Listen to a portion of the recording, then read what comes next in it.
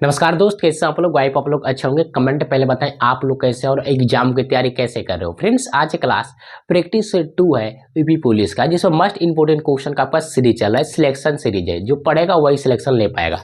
Must important previous year question, साथ में new question भी इंक्लूड है। तो मजा आने वाले दोनों क्वेश्चन इंक्लूड है, पिछले साल का भी और नए जो आने वाला वो भी। तो क्लियर है, तो माहौल तो बनने वाला है। तो प्लीज वीडियो का अंत तक बनकर वॉच करना है, थोड़ी सी भी डाउट नहीं करेगा। क्लियर है, सब क्वेश्चन का बेस्ट सोल्यूशन बताऊंगा विद इन सेकंड में। क्वेश्चन कैसे उड़ाना है, नो फार्मूला, सिर्फ और सिर्फ आपका कंसेप्ट याद रहना चाहिए। कंसेप्ट पता है, 2 सेकंड के अंदर क्वेश्चन को उड़ा सकते हो। क्लियर है, शॉर्ट ट्रिक के साथ हल करेंगे क्वेश्चन को, फार्मूला ना के मात्रा में हम यूज करेंगे। क्लियर है ना। चलिए, तो मजा आने वाला है, वीडियो का अंत तक बनकर वॉच करना है, माहौल बनेगा। अगर वीडियो पसंद है तो वीडियो को लाइक ठोक देने का। इस चैनल पर नए हैं, ताजा है, फ्रेश है, नए नए जुड़े हो तो प्लीज सब्सक्राइब और शेयर जरूर कर दीजिएगा। चलिए पहले क्वेश्चन से स्टार्ट करते हैं। पहला स्क्रीन पर दे रखा है क्वेश्चन, 1 से 2 बार इसको सिर्फ रीड करें, पढ़े समझे जाने, तब हल करने का प्रयास करेंगे।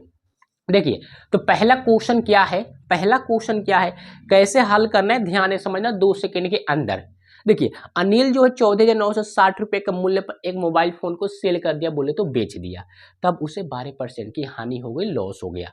तो उसे 9% प्रॉफिट कमाने के लिए उसे कितने में सेल करना चाहिए, हमसे पूछा गया है। क्वेश्चन आपने समझ लिया होगा, नो डाउट समझ गए ना क्वेश्चन।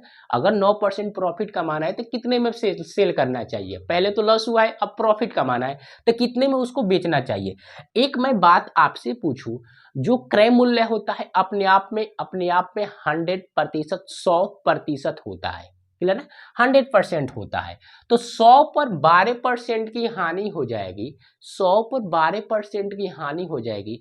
यानी जो अनिल है मोबाइल को सेल कितना में किया होगा, 88% में ना, हाँ या ना, 88% में सेल करेगा। आप बोलेंगे बिल्कुल सही। जबकि उसने सेल कितने में किया है, 14,960 रुपए में। यानी 88 का वैल्यू कितना है, 14,960 रुपया। तो मैं पूछूं 1 यूनिट का वैल्यू बता दो। 88 से काटेगा तो कितनी बार में कटेगा भाई, 170 बार में कटेगा। यानी 1 यूनिट का वैल्यू 170 आ गया। तो हमको सेलिंग प्राइस बताना है ना, सेलिंग प्राइस, है ना, कितने पर भाई, 9% प्रॉफिट कमाना है, तब सेलिंग प्राइस बताना है। तो क्रय मूल्य अपने आप में 100%, उस पर 9% प्रॉफिट, यानी 109 में बेचना होगा। 109 में बेचोगे तभी तो 9% का प्रॉफिट होगा, हाँ या ना। क्लियर है ना, 109 में बेचोगे तभी तो 9% का प्रॉफिट होगा। यानी 109 यूनिट और 1 यूनिट का वैल्यू 170 है, तो 109 इंटू मल्टीप्लाई 170 कर दो, यानी 170 से गुना कर दोगे 1 यूनिट का वैल्यू से 109 यूनिट में, तो जो आएगा वही आपका शुद्ध आंसर हो जाएगा। वैसे गुना करोगे 18,530, यही आपका शुद्ध कयामत वाला आंसर। क्लियर है ना। क्या आपको डाउट, इस क्वेश्चन में डाउट, थोड़ी सी भी चुल्लू भर भी डाउट कि आपको पेन उठाने की जरूरत है, बिल्कुल नहीं ना। चलिए विद इन सेकंड में क्वेश्चन उड़ा सकते, 2 लाइन में खत्म। मजा आया, हाँ है ना, कि आपको फार्मूला लगाना है 0% फार्मूला। चलो चलो मेरे भाई, अगला क्वेश्चन अगला क्वेश्चन पर आते हैं। देखिए अगला क्वेश्चन क्या है, ध्यान देना।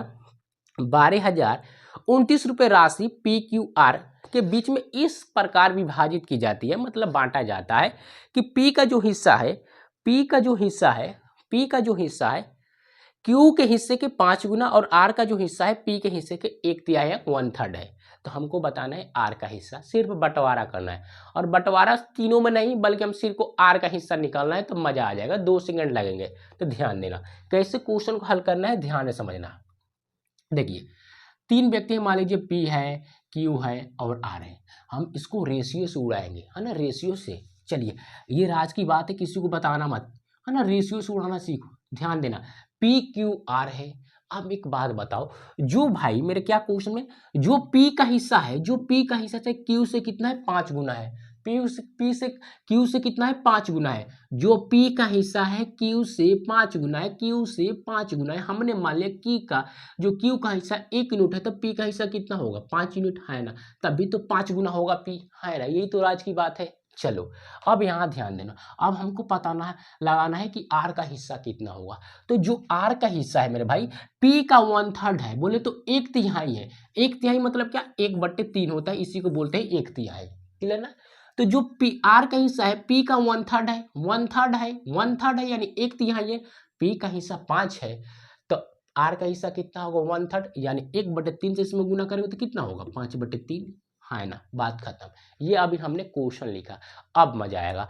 अब समझो मेरे भाई, ध्यान से समझो। देखिए जो आपका ये जो रेशियो है, रेशियो फ्रैक्शन में नहीं लिखने का है ना, यहाँ पे फ्रैक्शन में है ना, फ्रैक्शन में, तो हमको फ्रैक्शन में नहीं लिखने का, फ्रैक्शन को हटाना पड़ेगा। तो क्या करोगे, देखो यहाँ पे नीचे 3 है, तो हम करते क्या है, सभी में 3 से गुना कर देंगे। अगर इसमें 3 से करोगे तो 15, इसमें करोगे तो 3, और इसमें 3 से गुना करोगे तो कितना होगा मेरे भाई, 5 बनेगा। 3 से 3 कट जाएगा, 5 बनेगा। अब देखो रेशियो खत्म हो गया, सॉरी फ्रैक्शन खत्म हो गया।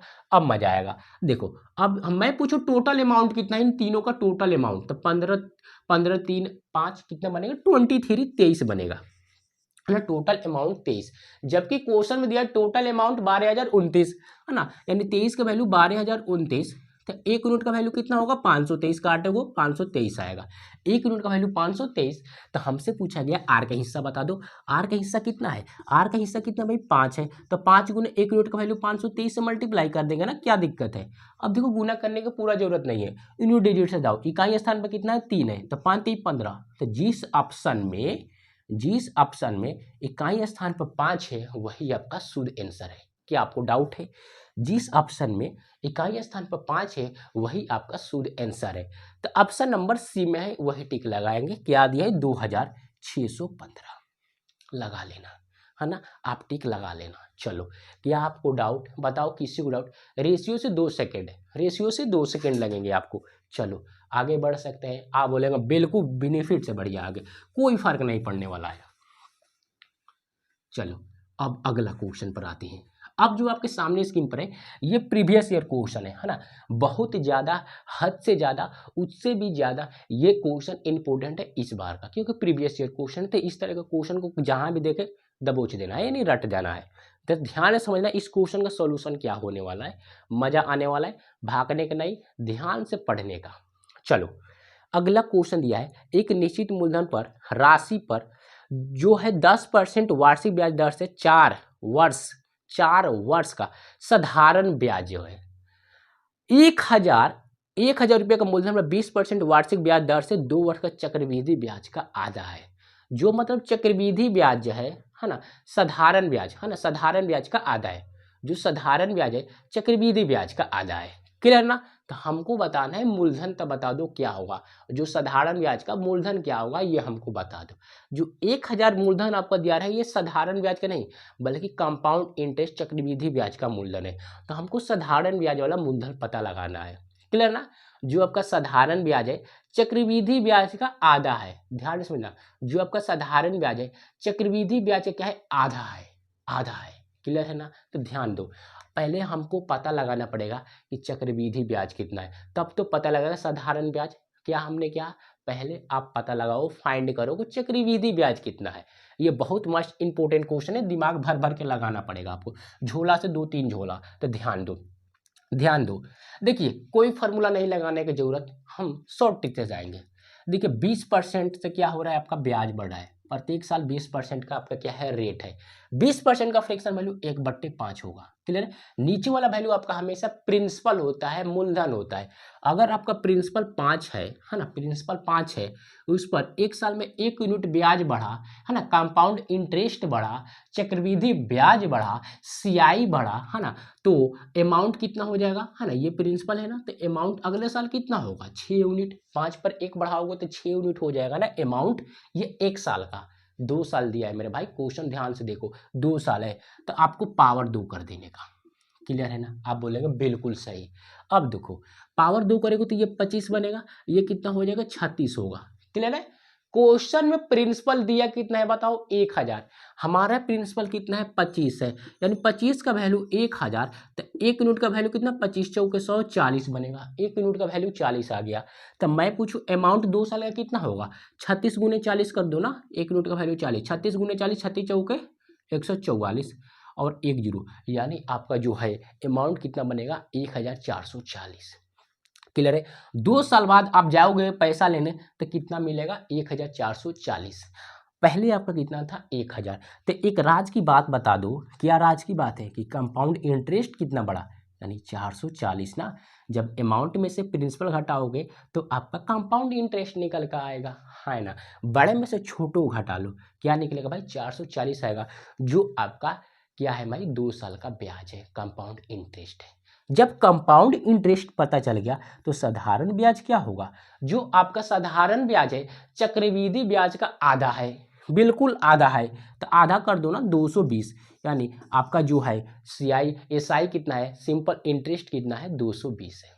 बताओ, अब 220 हमको पता चल गया, अब पता लगाना है प्रिंसिपल कितना होगा, यही तो पूछा गया है। देखो, प्रिंसिपल निकालने के 2-3 तरीके हैं। आप फार्मूला लगा लो, प्रिंसिपल बराबर क्या होता है, एसआई गुने 100, और बट्टे में क्या मेरे भाई, आर गुने टी, है ना। एसआई रख देना 220, 100 रखोगे, आर कितना दिया है, रेट परसेंट 10%, टाइम 4 है, हल करोगे प्रिंसिपल आ जाएगा। लेकिन हमने कहा था फार्मूला लगाने की बिल्कुल जरूरत नहीं है, जहाँ जरूरत होगी वहीं लगाएंगे, है ना, हद से ज़्यादा जरूरत। लेकिन हम फार्मूला से हल नहीं करेंगे, अगर फार्मूला से हल करना है तो आपके सामने विदाउट फार्मूला वाला समझेंगे। देखिए, 10% की रेट से ब्याज बढ़ता है ना, 10% का रेट से ब्याज बढ़ता है, 10% का फ्रैक्शन वैल्यू 1/10 होता है। हमने बताया नीचे वाला प्रिंसिपल होता है ना, नीचे वाला प्रिंसिपल होता है, 10 का 10% निकाला तो 1 यूनिट आएगा, यानी 10% प्रिंसिपल है, 10% प्रिंसिपल है, तो जो 1 यूनिट है, ये जो आपका 1 यूनिट है, 1 साल का सिंपल इंटरेस्ट है, साधारण ब्याज है। क्लियर है, 10% निकाले हो तो 1 आएगा। अगर आपका प्रिंसिपल 10 रुपया है तो 1 साल में आपका ब्याज कितना बढ़ा, सिंपल इंटरेस्ट कितना बढ़ा, 1 यूनिट बढ़ा, ये आपका एसआई है। क्लियर है, सिंपल इंटरेस्ट है। 1 साल में 1 यूनिट, तो टाइम कितना दिया है, 4 साल, तो 4 साल से गुना कर दो, यानी एसआई कितना हो जाएगा, 4 यूनिट, हाँ है ना। ये आपने समझा कैसे है भाई, 1 साल में 1 रुपया ब्याज बढ़ेगा तो 4 साल में तो 4 यूनिट तो ब्याज बढ़ेगा। ये तो कॉमन सेंस लगाने यहाँ पे जरूरत है आपको, नो फार्मूला, कॉमन सेंस लगाओ मेरे भाई। 1 साल में 1 यूनिट ब्याज तो 4 साल में 4 यूनिट ब्याज ना, क्या दिक्कत है बोलो। ब्याज बढ़ा कितना, 220, 4 का वैल्यू 220 है, तो 1 यूनिट का वैल्यू 4×5 = 4 × 5 = 55 आएगा, है ना। 1 यूनिट का वैल्यू कितना आएगा, 55 आएगा, 4 से काट देगा 55 बनेगा। क्लियर है, हमसे पूछा गया है प्रिंसिपल, क्वेश्चन खत्म है। प्रिंसिपल कितना है, 10 है। क्लियर है, 10 गुने 1 यूनिट का वैल्यू 55, 555 आपका करेक्ट आंसर, सूद आंसर 555। ये बहुत ही धांसू क्वेश्चन था, इसलिए इसमें थोड़ा सा टाइम तो लगा, लेकिन आपको क्वेश्चन तो समझ में बिल्कुल आया होगा। क्या हमने फार्मूला एक भी लगाया, बिल्कुल नहीं। क्लियर है ना, किसी को डाउट इस क्वेश्चन में थोड़ी सी भी चुल्लू भर भी नहीं होनी चाहिए। चलिए नेक्स्ट क्वेश्चन की तरफ बढ़ेंगे, नेक्स्ट क्वेश्चन की तरफ बढ़ते हैं, थोड़ी सी भी डाउट नहीं होना। अगर आपको ऐसे ही इसको नहीं निकालना है, जो आपका साधारण कंपाउंड इंटरेस्ट जो है 440 है, दूसरा तरीका भी है निकालने का, कैसे, ध्यान देना। देखिए, ये आपको मुफ्त में बता रहा हूँ कि कंपाउंड इंटरेस्ट कैसे निकालना, ध्यान से समझना। मैं बता रहा हूँ कंपाउंड इंटरेस्ट कैसे निकालना है, थोड़ी सी ध्यान। देखो, 2 साल दिया है, 2 साल, ये मुफ्त में बता रहा हूँ, 2 साल दिया है ना टाइम, है ना, और 20% की रेट से आपका कंपाउंड इंटरेस्ट बढ़ता है, 20% की रेट से, और 2 साल, पहले साल 20% बढ़ेगा, फिर दूसरे साल 20%, तो ये क्या होगा, आपका एक सक्सेसिव हो गया, क्रमागत हो गया। तो यहाँ पर डायरेक्ट आप क्रमागत वाला फार्मूला लगा लेना, कैसे, 20 + 20 + 20 गुने 20/100, हल करोगे कितना होगा, 20 20 40 काटोगे तो कितना, 44, यानी 2 साल में आपका कंपाउंड इंटरेस्ट कितना बढ़ेगा, 44% बढ़ेगा। कितना मेरे भाई, 44% बढ़ेगा। तो 1000 का 44% निकालोगे कितना आएगा, 440 आएगा, डायरेक्ट आ जाएगा आपका कंपाउंड इंटरेस्ट। क्लियर है ना, तरीका आपको समझ में आया, हाँ है ना, क्लियर ना। अरे भाई, दो बार बढ़ा, जब 2 बार बढ़ता है क्या होता है, सक्सेसिव होता है भाई, क्रमागत होता है। क्लियर है, ये एक्स्ट्रा हमने बता दिया, नो डाउट। अगर डाउट है तो कोई बात नहीं, ये तो तरीका हमने बताया ही। चलिए नेक्स्ट क्वेश्चन की तरफ।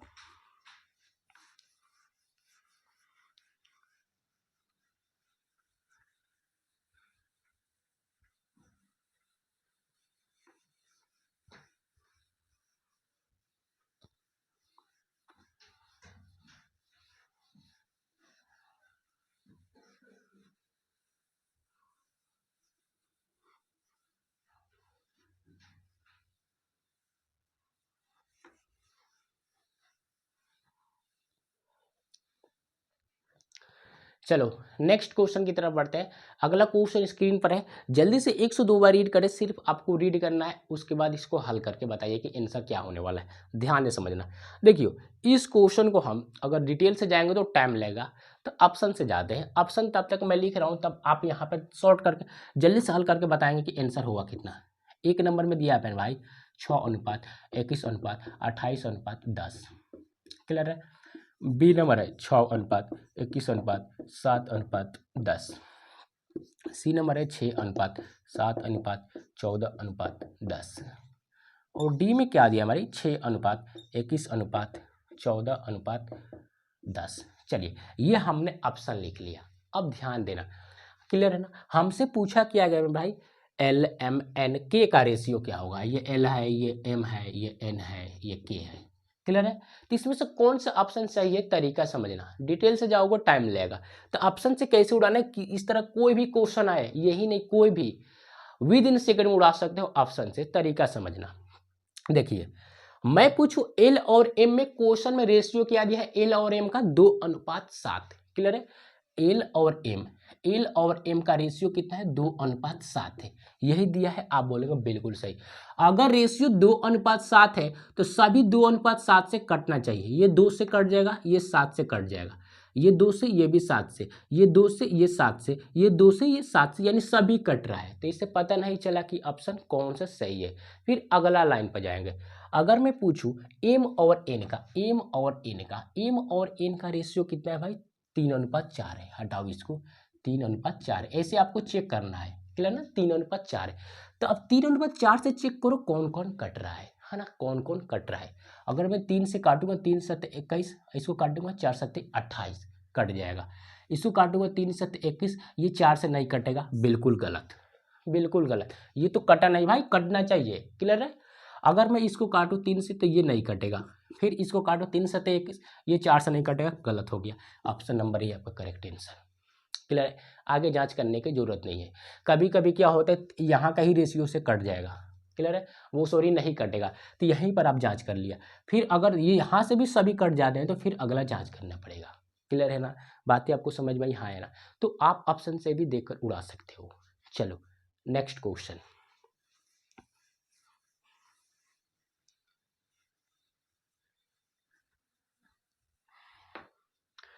एक मिनट भाई होल्ड करना। चलो नेक्स्ट क्वेश्चन की तरफ बढ़ते हैं मेरा भाई। ध्यान से समझना इसको कैसे हल करना।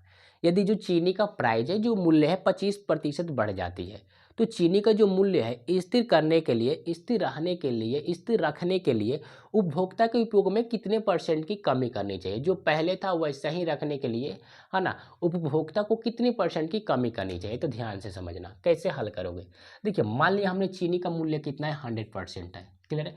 25% बढ़ गया तो अब कितना होगा, 125 होगा कि नहीं होगा। अगर पहले प्राइस 100 था, बढ़कर हो गया 125। क्लियर है। यानी 25% बढ़ जाएगा तो कितना होगा, 125 होगा। आप बोलेंगे बिल्कुल। आप समझो, देखिए हमको 100 ही करना है, बढ़ाना नहीं है। पहले वाला ही आपको रखना है ना प्राइस। तो पहले है ना प्राइस रखने के लिए उपभोक्ता को कितनी कमी करनी चाहिए। अगर 25 भाई बड़ा है तो 25 ही तो कमी करोगे, तभी तो 100 हो जाएगा, हाँ है ना। अगर 25 बढ़ेगा 100 पर, मैं पूछूं पहले वाला पैसा का रखने के लिए कितना कमी करना होगा। 25 बढ़ेगा तो 25 ही कमी करोगे, है ना, 25 ही कमी करोगे। तो 25 कमी किस पर किया हमने, 125 पर। तो जिस पर कमी करते हैं वो वैल्यू नीचे, तो 100 पर कितना, 25 चौके 100, 20%। 20% आपका करेक्ट आंसर। क्लियर ना। 20% आपको क्या करनी होगी, कमी करनी पड़ेगी। यही आपको शुद्ध आंसर हो जाएगा। चलो ये तो विद इन सेकेंड में उड़ा सकते थे आप क्वेश्चन। चलिए अगला क्वेश्चन समझते हैं। देखिए ये क्वेश्चन अच्छा है। किसी धनराशि का साधारण ब्याज मूलधन का 2/5 गुना है ना, और वर्षों की जो संख्या प्रति वर्ष की दर प्रतिशत के 2 गुने की बराबर है। तो हमको बताना है रेट ऑफ परसेंट क्या होगा, प्रतिशत दर बताना है कि रेट बताइए, रेट प्रतिशत क्या है। तो रेट प्रतिशत कैसे निकालोगे, ध्यान से समझना। देखिए 2 सेकंड लगेगा, तरीका समझेंगे। देखिए किसी धनराशि का जो साधारण ब्याज है मूलधन का, ये बोले तो प्रिंसिपल का 2/25 गुना है। हमने मान लिया जो प्रिंसिपल है क्या है मेरे भाई, 100 है। हमने मान लिया प्रिंसिपल कितना है, 100 है। लेट मी मान लिया प्रिंसिपल 100 है। क्लियर है ना। तो मूलधन का 2/25 गुना है। मूलधन का 2/25 गुना है जो आपका साधारण ब्याज है। मूलधन का यानी 100 का 2/25 गुना, 25 चौके 4 कितना होगा, 4 से 8 आएगा। क्लियर है ना। अरे भाई जो आपका साधारण ब्याज है मूलधन का 2/25 गुना है। तो 100 माना हमने मूलधन, 2/25 गुना 25 से काटोगे तो 4, 8 ही तो बनेगा। 25 चौके 100, 4 दूना के 8। यानी आपका सिंपल इंटरेस्ट कितना बनेगा, 8 यूनिट बनेगा, हाँ है ना। अब क्वेश्चन ध्यान से समझना, वर्षों की जो संख्या है, वर्षों की जो संख्या है, यानी जो आपका टाइम है, जो आपका टाइम है प्रति वर्ष की दर का जो यानी रेट का है दो गुना है, जो आपका टाइम है रेट का दोगुना है, रेट परसेंट का दोगुना है। यहां से आपने क्या समझा, जो आपका टी है, जो समय है, रेट का, रेट परसेंट का दो गुना है, दो गुना है यानी R2, रेट परसेंट का दो गुना यानी आर का क्या है, दो गुना है। क्लियर है ना, दो से गुना कर देंगे, यानी जो टाइम है रेट परसेंट का दो गुना यानी 2R हो जाएगा। टाइम कितना हो जाएगा, 2R होगा। क्या आपने समझा, हमने क्या कहा मेरे भाई, जो आपका टाइम है रेट परसेंट का दो गुना है यानी 2R। तो हमसे पूछा गया, बताइए क्या बताना, क्या है भाई, रेट परसेंट। तो रेट परसेंट वाला वही फार्मूला लगाएंगे, यहाँ पर फार्मूला से आप जा सकते हैं, जिससे रेट परसेंट बराबर क्या होता है मेरे भाई, SI गुने 100, क्लियर है, P गुने टाइम, क्लियर है। हमने SI निकाला कितना, SI 8 निकाला है, 100 लगा देंगे, क्लियर है। P कितना है मेरे भाई, P 100 है, और टाइम कितना है, टाइम 2R है, क्लियर है, टाइम 2R है, इधर R है, हमने R का वैल्यू निकालना है। तो देखो 100 से 100 खत्म हो जाएंगे, 100 से 100 खत्म, 2 से काट दो, अगर मैं 2 से काटूंगा तो 4 बनेगा, R से R स्क्वायर है ना, बचे कितना 4, यानी स्क्वायर रूट यानी 2 आंसर। अरे यहाँ पे स्क्वायर इधर जाएगा तो अपने ढक्कन में चल जाएगा स्क्वायर रूट में, तो 4 का स्क्वायर रूट 2 यानी R का वैल्यू कितना होगा, 2 होगा। क्लियर है ना, सिंपल सा क्वेश्चन था, बस इसमें थोड़ा क्या है, जो इसमें बातें लिखी गई थी लटर पटर लिखी गई थी। क्लियर है ना, बातों को जो क्वेश्चन को समझा होगा 2 से 3 बार, इसीलिए मैं बोलता हूँ रीड करें आप। क्लियर ना, क्लियर, थोड़ी सी क्वेश्चन उलझा हुआ क्वेश्चन था, इसको हमको सीधा करना था, बस क्वेश्चन आसान था।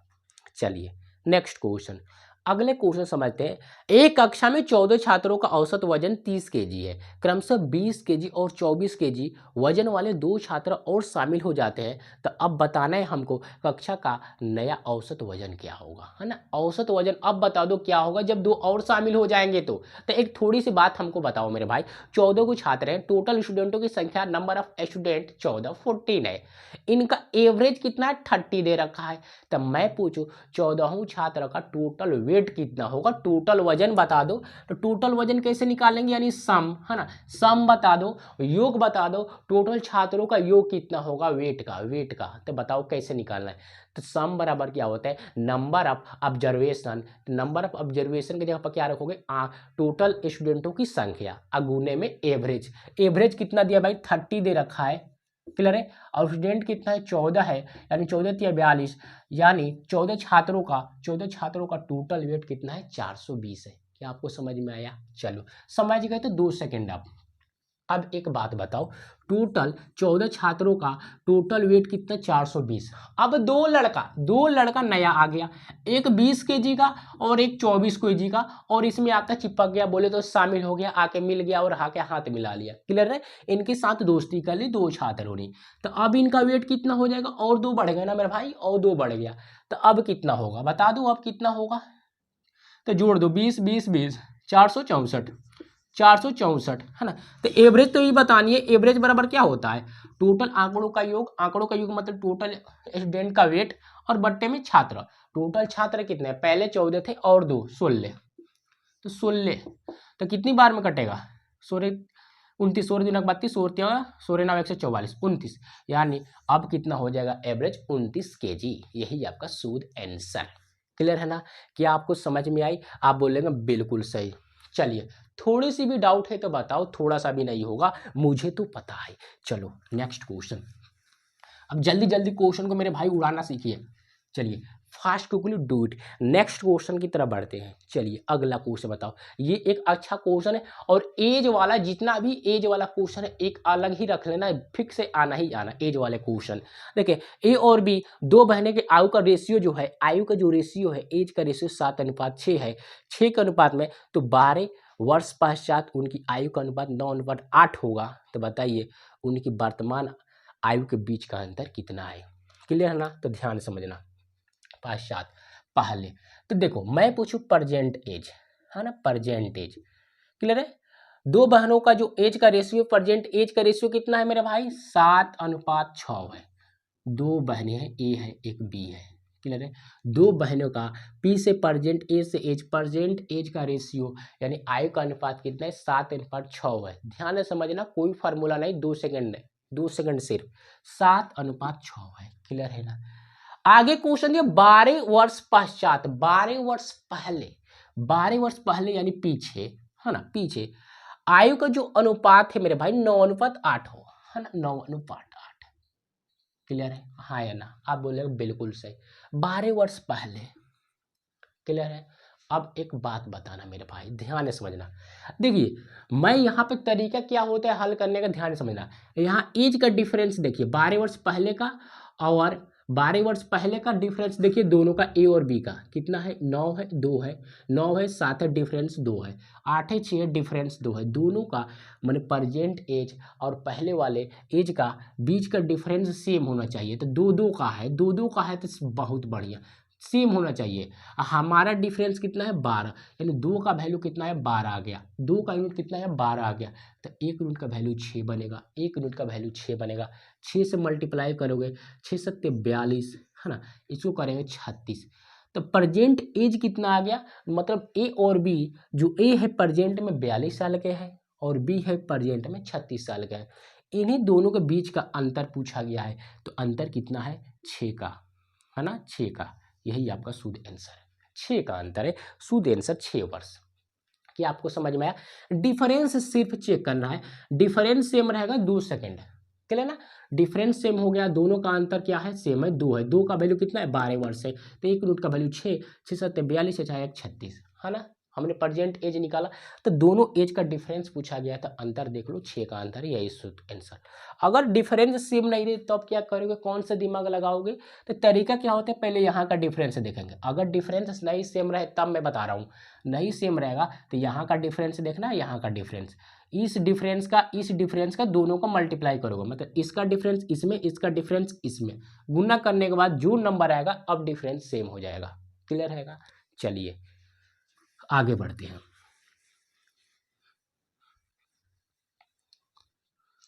चलो मेरे भाई नेक्स्ट क्वेश्चन बताओ।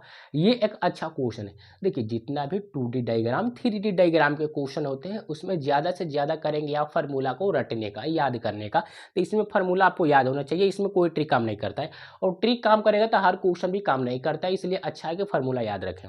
चलिए, एक लंबवृत्तीय बेलन और एक गोले का वक्रफी क्षेत्रफल आपस में क्या है मेरे भाई, बराबर है। यदि गोले और बेलन का जो त्रिज्याएं हैं क्रमशः 2:3 में है, तो बेलन का कुल वक्रफी क्षेत्रफल बताओ क्या होगा। देखिए कैसे हल करोगे, बेलन का वक्रफी क्षेत्रफल और गोले का वक्रफी, जल्दी कमेंट करो क्या होगा। बेलन का होते मेरे भाई 2πr/h, दोनों बराबर है ना, बेलन का और गोला का हो जाए मेरे भाई 4πr², है ना, दोनों का वक्रफी क्षेत्रफल बराबर है, तो इक्वल कर दो। पाई से पाई उड़ा सकते हैं, 2 से काट दो, यहीं पे 2 बन जाएगा। यहाँ बचा आर का वैल्यू कितना है, बेलन का आर कितना है 3 है, तो 3h, क्लियर, इक्वल, यहाँ पर 2 रखोगे, 2 2 4 8 बनेगा, क्लियर है, 8 बन जाएगा। हमने त्रिज्या रख दिया दोनों जगह, यानी एच का वैल्यू कितना होगा 8/3 हो जाएगा ना। तो हमसे पूछा है जो बेलन है उसका कुल वक्रफी क्षेत्रफल, और कुल वक्रफी क्षेत्रफल बताना है। तो ध्यान देना क्या होता है कुल वक्रफी क्षेत्रफल बेलन का, 2πr और r+h, क्लियर है। 2 रखना है, पाई तो वैसे ही रखना है क्योंकि ऑप्शन में पाई दिया गया है, तो हम पाई का वैल्यू 22/7 नहीं रखेंगे ना, 3.14 रखना है, क्लियर है। आर का वैल्यू कितना है मेरे भाई, आर का वैल्यू 3 है, और यहाँ 3 और प्लस 8/3, तो यहाँ से हल कर लेना, जो आएगा आंसर वही हो जाएगा, क्लियर है। देखिए कितना होगा, 3 दूना का 6 पाई बनेगा। अगर मैं यहाँ बात कर लूँ, 3 3 के 9, 9 8 कितना होंगे, 8 8 16 17, 17/3 हो जाएगा, क्लियर है। 3 से काटेंगे 2, 7 दूना 34, 34 पाई, 34 पाई होगा मेरे भाई, किन भाई को आया 34 पाई, यही आपका शुद्ध आंसर है। क्या आपको डाउट इस क्वेश्चन में, बताओ। बस हमने क्या फार्मूला याद रखो, छोटे छोटे क्वेश्चन आएंगे यूपी पुलिस में, विद इन सेकंड में हल कर लोगे, क्लियर है। सिर्फ आपको फार्मूला याद रखना है 2D के लिए और 3D के लिए। चलो अगला क्वेश्चन समझेंगे। 17 से विभाजित 3 अंक की सबसे छोटी संख्या और 34 से विभाजित 2 अंक की सबसे बड़ी संख्या का लघुत्तम समापवर्तक क्या है, बताओ क्या होगा इसका आंसर, जल्दी कमेंट करें। ये आपको बताना है, बहुत ही सीधा सिंपल और साधारण क्वेश्चन है, तो जल्दी से आंसर बताइए। प्रीवियस ईयर सभी क्वेश्चन है मेरे भाई, क्लियर ना। तो कैसे हल करेंगे, 17 से विभाजित 3 अंक के सबसे छोटी संख्या बताओ जो 17 से डिवाइड हो जाता है। 17 का टेबल पढ़ो ना भाई, जो पहले आएगा 3 अंक का वही तो डिवाइड हो जाएगा, सबसे छोटी संख्या। तो 17 से काटोगे 6 यानी 17 6 102, 102 होगा 3 अंक का, 17 से डिवाइड हो जाएगा। अगला दिया है भाई 34 से विभाजित 2 अंक का, तो 34 का टेबल पढ़ दो। 34 दूना के कितना होगा बताओ? 4 दूना के 8, 3 6 7, 78, जो क्या है भाई 78 है। क्लियर है ना? अब देखिए क्या मेरे भाई 4 दूना का 8, ओ 6 ना होगा, क्या मैं कर दिया। चलो अब देखो 17 से विभाज्य जो है 3 अंक की संख्या क्या है मेरे भाई? छोटी संख्या 3 अंक है 102 है। 17 छक्के 102, सबसे छोटी संख्या 102 ही हो जो 17 से डिवाइड होगी। और क्वेश्चन में दिया है 34 से विभाजित 2 अंक की सबसे बड़ी संख्या। 34 से विभाज्य होने वाली 2 अंक की सबसे बड़ी संख्या। 34 के पहाड़ा पढ़ो 2 बार, कितना आएगा? 68 आएगा। अगर 3 बार पढ़ेंगे तो 3 अंक आ जाएगा, तो गड़बड़ हो जाएगा। क्लियर है ना? तो सबसे बड़ी संख्या क्या हो जाएगा मेरे भाई? 2 होगा, है ना? ये राज की बात है, किसी को बताने का नहीं। चलिए अब हमको बताना है इसका एलसीएम, तो डायरेक्ट गुना करके एलसीएम निकाल सकते हो, है ना? तो एलसीएम कैसे निकालेंगे, है ना? एलसीएम कैसे निकालेंगे? देखिए एलसीएम करने के लिए इसको फैक्टर कर लो, प्राइम फैक्टर करो, फैक्टराइजेशन करना है मेरे भाई, ध्यान से समझना। अगर मैं 17 छक्के 102 होता है, 17 चौके 68 होता है, फैक्टर सम करेंगे। क्लियर ना? इसका एलसीएम निकालना है। तो अगर मैं 17 लिखूँ, इससे और आसान कर देता हूँ, 2 गुने 3 भी लिख सकते हो। इसको 17 लिख सकते हैं, 2 गुने 2 भी लिख सकते हो। 4 को 2 गुने 2, 6 को 2 गुने 3। क्लियर है? अब देखो हमको एलसीएम में क्या होता है? जोड़ा लगाने का। ये तो आपको बेसिक बात है। यहाँ पे 17 एक बार लिखोगे, 2 बार है तो एक बार लिखने का, 2 2 एक बार लिखने का, 2 गुने 3 गुना कर लेंगे, 12 17 गुने 12, जो आएगा वही आपका शुद्ध आंसर हो जाएगा। तो कितना होगा? लगभग 200 के करीब जाएगा। ऑप्शन में 204 दिया है, लगा लेना। क्लियर है? ऑप्शन एलसीएम 204 हो जाएगा। 17 गुने 12 कर देना भाई, एलसीएम यूनिट डिजिट से चले जाओ, 17 दूना 34, इकाई स्थान पर 4 होगा, वही आपका शुद्ध आंसर होगा। ऑप्शन नंबर 2 में सिर्फ दिया है 4, वही आपका शुद्ध आंसर। बताओ क्या दिक्कत है? किसी को परेशानी एलसीएम निकालने में, किसी को परेशानी? यहाँ पर हमने क्या किया? फैक्टराइजेशन किया, है ना? प्राइम फैक्टराइजेशन करना है। 17 छक्के 102, 17 दूना 34, फिर इसको और आसान बनाने के लिए और हमने फैक्टर कर दिया ताकि आपको अच्छे से समझ में आ जाए, नो डाउट हो। क्लियर है ना? चलो चलो अगला क्वेश्चन, नेक्स्ट क्वेश्चन बताओ। देखिए ये बहुत ही अच्छा क्वेश्चन है, ध्यान देना। हिना एक दुकान पर गई और एक सोफा खरीदा। इस पर उसे 30% का छूट प्राप्त होता है। यदि उसे 35% का छूट प्राप्त होती तो उसने 2000 रुपया बचा लेती। तो बताना है उसने सोफा के लिए कितने रुपया भुगतान की, कितने रुपया उसको दुकानदार को दी, कितने रुपया पे की, ये हमको बताना है। तो ध्यान से समझना। देखिए मार्क प्राइज नहीं है इस क्वेश्चन में, नहीं दिया गया है। तो लेट में हमने माना मार्क प्राइज 100% है। कितना है मेरे भाई? 100% है। अंकित मूल्य मान लिया हमने कि 100% है। क्लियर है ना? हमेशा डिस्काउंट किस पर मिलता है? अंकित मूल्य पर मिलता है। अंकित मूल्य कितना है? 100% है। इस पर 30% का डिस्काउंट दे दो। अगर मैं इस पर 30% का डिस्काउंट दूंगा, मतलब दुकानदार सोफा पर 30% का डिस्काउंट दे दिया। मार्क प्राइस सोफा कितना है? 100% है। उस पर 30% का डिस्काउंट मिल गया, तो सोफा को कितने में दुकानदार ने सेल किया होगा? बताओ 70% में ना, 70% में सेल किया होगा दुकानदार, है ना? आप बोलेंगे बिल्कुल सही। अगर दुकानदार उसको 35% का डिस्काउंट देता, 35% का, तब दुकानदार सोफा को कितने में सेल करता? 65% में, है ना?